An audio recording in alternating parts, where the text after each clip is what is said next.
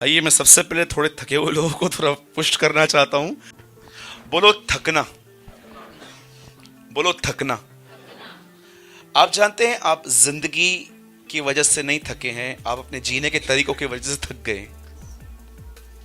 Do you know, जब आपको कोई कहता है ना मैं थक गया हूं, तो जिंदगी से थक गया हूं, मतलब इतना मैंने किया है, क्या मिला? मैं आपको बताना चाहता हूं, ये एक झूठ है।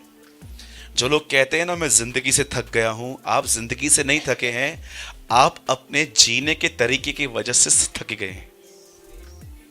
How many understand? एग्री? मैं आपको एक आदमी के लिए बताता हूं। बाइबल ऐसा बताती है, याकूब के 12 गोत्र थे जो मिस्र में गुलाम थे, और जब मूसा उनको निकाल के ले आया तो मूसा उनके ऊपर एक लीडर था। अब इस मंडली के अंदर बहुत लड़ाइयां, झगड़े, गालियां, व्यभिचार भी होते थे, और हर केस जो है ना वो मूसा के पास आता था। मूसा एक पत्थर पर बैठकर सारा दिन इनके केसेस को सुनता था और इनको जज करता था, ऐसा नहीं, तू गलत है, तू गलत है। लेकिन मूसा का जो ससुर था इत्रो, वो एक अच्छा बुद्धिमान व्यक्ति था। वो मूसा को देखता था, ऑब्जर्व करता था कि मूसा कर क्या रहा है, और उसने इस बात को जान लिया कि मूसा जो कर रहा है ना, ये लॉन्ग टाइम का नहीं चलने वाला है। आपको पता है, कई बार आप बोलते हो ना बाद में देख लेंगे, बाद में देख लेंगे। मैं आपको सच कहता हूं, ये लेजी लोगों की एक निशानी है। नीति वचन में लिखा गया है, सुस्त कहता है चौक पे शेर खड़ा है। कभी आपने ऐसे लोगों को देखा है, जब आप घर पे बच्चों को बोलो ब्रेड लेकर आ, तो बोलेंगे लिफ्ट बंद है, या बोलेंगे कि दुकान वाला बंद है। उन दिनों में बच्चे लोग हैं ना, उन दिनों में ऐसे, जब सुलेमान के टाइम पे ये डायलॉग था, शेर खड़ा है। लेकिन आज दूसरा डायलॉग है, लिफ्ट बंद है, ये बंद है, वो बंद है, ये कम है, वो कम है। तो आज थोड़े डायलॉग थोड़े चेंज हो गए हैं बस। जब मूसा ने देखा कि, बोलो, लेजी लोगों की जुबान पे एक शब्द होता है, कौन सा? बोलो, बाद में देखता हूं। ये कौन है? बोलो बाजू में, ये सब लेजी हैं। हाँ, अब सुनिए, जब उसके ससुर ने देखा कि मूसा लोगों को सुबह से लेकर शाम तक बैठ के यही काम करता है, तो जानते हैं उसने क्या कहा? उसने बोला, सुन, मैं तुझे एक बात बताता हूं, ये तू नहीं कर पाएगा, अच्छा होगा तू किसी की हेल्प ले। और उसने क्या किया? 70 लोगों को नियुक्त किया। उसने कहा कि तुम लोग क्या किया करो, जो भी बात है ना सुनो, तुमको खुदा बुद्धि भी देगा, जो समझ में नहीं आता है वो मेरे पास लेकर आओ, वो मैं देख लूंगा। आपको पता है, बहुत सारे लोग जो इन दिनों में जान निकलने तक काम करते रहते हैं। जान निकलने तक काम करते हैं, वो जान निकलने तक।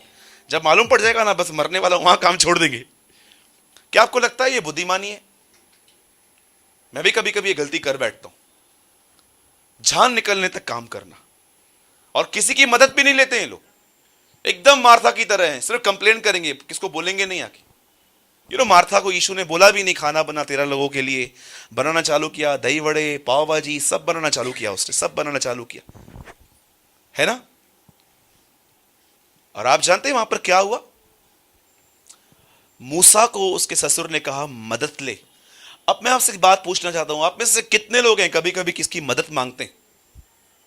क्या आपको ऐसा लगता है मेरे मदद मांगने पर लोग मुझे स्पिरिचुअल नहीं समझेंगे, लोगों को यह लगेगा कि मैं पीछे हो गया हूं? मैंने बहुत सारे लोगों को देखा है, वो कभी भी किसी की मदद नहीं लेते, कभी भी नहीं। मैं आपको सच कहता हूं, कभी कभी पौलुस की थिस्सलुनीकियों की पत्री पढ़ के देखो, एक व्यक्ति जो 10,000 अन्य भाषाओं में बोलता है, जिसके अंडर में इतनी कलीसियाएं चलती है, जो पास्टरों को नियुक्त करता है, वो कहता है मैं तीसरे स्वर्ग में उठा लिया गया, न देह रहित न देह सहित आत्मा में आया, उसने मुर्दे जिंदा किए, उसने बीमारों को चंगा किया, वो अन्य भाषाएं बोलता है। और एक अच्छी बात जानते, अपने सीनियर्स को डांटता था कभी कभी। वो पतरस उसका सीनियर था, उसको भी सुना के आया, यू आर हिपोक्रेट। कभी आप अपने सीनियर को सुना सकते हो? आपको डर लगता है, लेकिन वो नहीं डरता था। ऐसा व्यक्ति कलीसिया को कहता है मेरे लिए प्रार्थना करो। क्या वो स्पिरिचुअल नहीं था? बोलो, मदद लेनी है। कभी कभी आपको लगता है ना आप थक गए हो, किसी की मदद लो। और दूसरी बात, ये तो चलो बाहर के कामों की है, इनरली जब आप इनरली अंदर, जब आप अंदर नेगेटिव थॉट्स से, नेगेटिव थिंकिंग से लड़ लड़ के थक गए हो, तब क्या करना चाहिए? आप में से आपको पता है अधिकतर लोग वो थके हुए रहते हैं जो परमेश्वर से मदद नहीं मांगते। मैंने बहुत सारे लोगों को देखा है। आपको पता है मदद मांगना और प्रार्थना करने में क्या अंतर है? ऐसा लिखा गया है, परमेश्वर जो थके हुए हैं उनको बल देता है। वो फिर बल पाने के बाद क्या होता है? वो अकावों के नाई उड़ते हैं, ना वो थकेंगे ना श्रमित होंगे। और मैं आपको सच कहता हूं, बुढ़ापा आपकी सोच में है, आपके बदन में नहीं है। याद रखना, हमेशा इस बात को याद रखना। बुढ़ापा जो होता है ना, वो आपकी सोच में है, आपके बॉडी में नहीं है। मैं आपको ऐसे लोग दिखा सकता हूं जो 80 साल के हैं, 30 साल के लड़के से अधिक दौड़ते हैं आज भी। जानते हो क्यों? क्योंकि वो अपनी सोच में बूढ़े नहीं हुए। उनको आज भी लगता है, मैं यीशु के नाम से कहता हूं, आप में से हर बूढ़ा व्यक्ति भी 30 का है। कम ऑन, कितने लोग बिलीव करते हैं? अरे इतना, मैं कभी कभी देखता हूं यार, मैं उस सपना गार्डन में मैं बाजू से गुजर रहा था, एक 70 का बूढ़ा ऐसे वो चल रहा था, ऐसे जैसे कर रहा था, सुर निकलने लग जाए, इतना वो दौड़ रहा। मैंने बोला प्रभु ये कैसा है? इधर लोग 60 में ही ऐसे हो जाते हैं, पानी तो लिख कर जैसे अभी जाएगा। ये 80 का, प्रभु ने जानते हैं मुझे एक मिस्ट्री दिखाई। तुझे पता है ये क्यों दौड़ रहा है? क्योंकि इसने अपने माइंड में बुढ़ापे को एक्सेप्ट नहीं किया है। बहुत सारे लोग जानते हैं गलत चीजों को एक्सेप्ट करके अपनी लाइफ को स्पॉइल करते हैं। बोलो मेरे पीछे, बोलो मसीह में बुढ़ापे नाम की कोई चीज नहीं है। से आमीन। यीशु मसीह बच्चों के लिए एग्जाम्पल था, क्योंकि वो बच्चा भी बन के आया। टीनेजर के लिए था, बॉयज के लिए भी था, मैन था, 33 में था वो। यीशु बुढ़ापे के लिए फिर क्या करे? वो कभी बूढ़ा हुआ ही नहीं, क्योंकि वो जानता है मसीह में कोई बूढ़ा होता ही नहीं है। He knows। तो बोलो मैं एवरी डे बूढ़ा नहीं और जवान होता हूं। पौलुस कहता है भले ही हमारा बाहरी मनुष्यत्व दिन प्रतिदिन पुराना होता जा रहा है, पर हम हर दिन अपने आप में नए होते हैं। वाह, अंडरस्टैंड? तो मैं आपको बताना चाहता हूं, खुदा से मदद मांगो। जब भी आपको ऐसा लगता है ना काम वाली भाई नहीं आई है, कुड़कुड़ाने से अच्छा है प्रभु को बोलो, प्रभु तू मेरे अंदर काम वाली भाई हो जाना। अच्छा, अब आप बोलोगे प्रभु को ऐसा बोले? मुझे बताइए, जब ड्राइविंग नहीं आती है तो प्रभु से प्रेयर नहीं करते हो?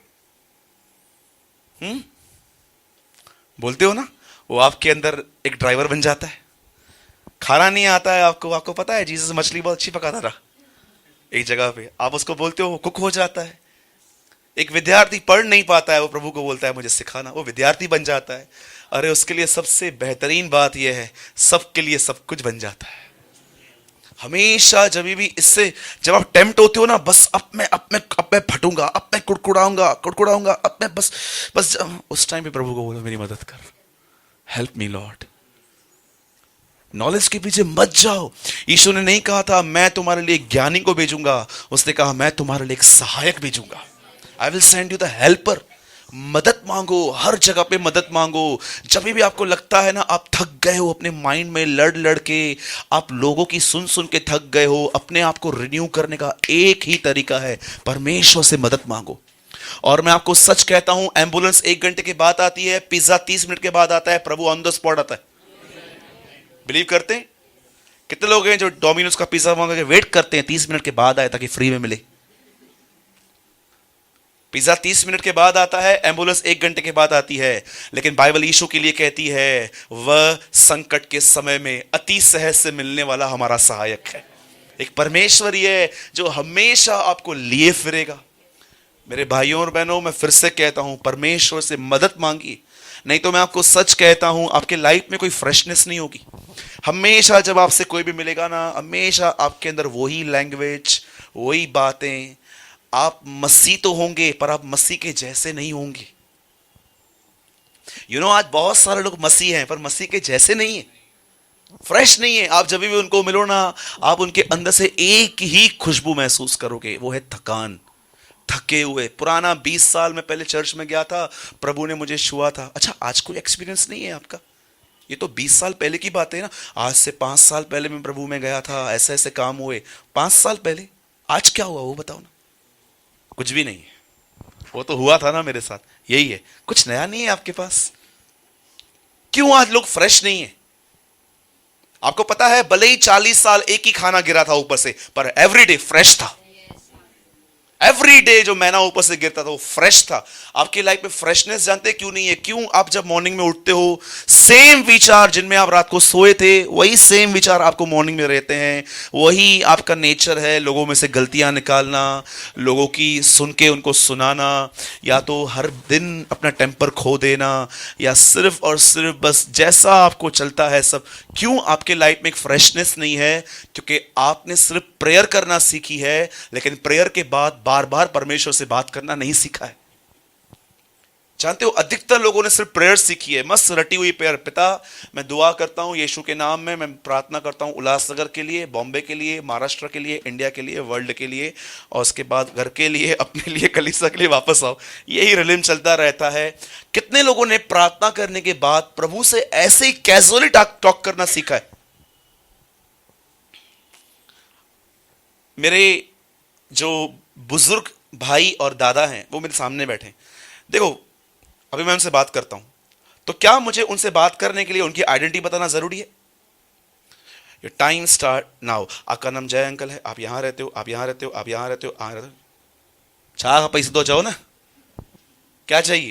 ये आइडेंटिटी क्यों बता रहा है? मुझे नहीं पता क्या मैं कौन हूं? कई लोग है ना, सिर्फ परमेश्वर के सामने रिलीजियस वे में जाते हैं। पहले उनको लगता है पहले 5 प्रेयर्स के वचन बोलने हैं, 5 ये बोलने हैं, 5 वो बोलने हैं, तब जाके उसके कान खोलेंगे, फिर सुनेगा। कभी कभी बाइक पे चलते हुए, किचन में काम करते हुए, आप बिलीव नहीं करोगे, कैसे बोलूं मैं। एक दिन मेरे घर में गेस्ट थे और मुझे प्रेयर करनी थी, और मैं बाथरूम में क्या ढक्कन बंद किया, उसके ऊपर बैठ के प्रेयर किया। क्या गलत है? What is wrong? इसमें गलत क्या है? कहां लिखा है बाइबल के अंदर?